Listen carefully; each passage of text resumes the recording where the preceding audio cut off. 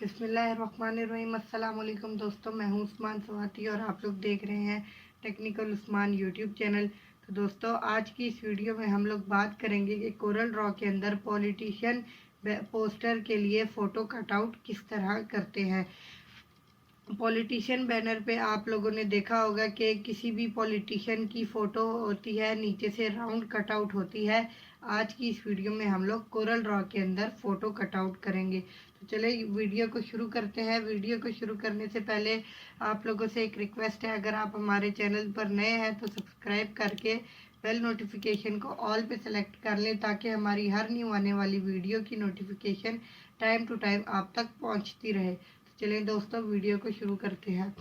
सबसे पहले हम लोग अपना कोरल ड्रॉ ओपन कर लेते हैं। यहाँ पे अभी हमारा कोरल ड्रॉ जो है वो ओपन हो रहा है, हम इसका वेट कर लेते हैं।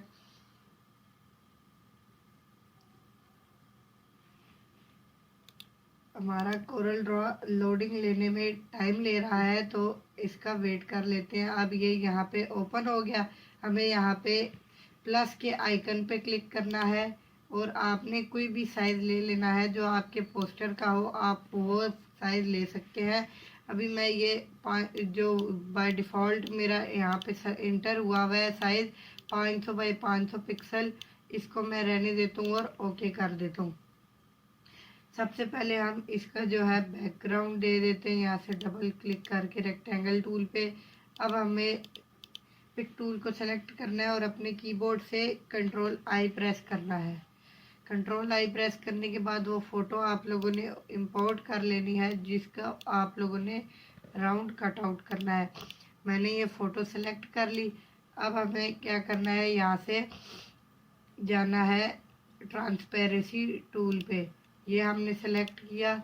अब यहाँ से हमें जाना क्लिक करना है थर्ड वाले नंबर पे और यहाँ से फिर इधर इसको गोल कर लेना है। यहाँ पे इसको राउंड करने के बाद अब हमें इसको चेंज करना है। मैं यहाँ से इसको ले आता हूँ ऐसे और ऐसे।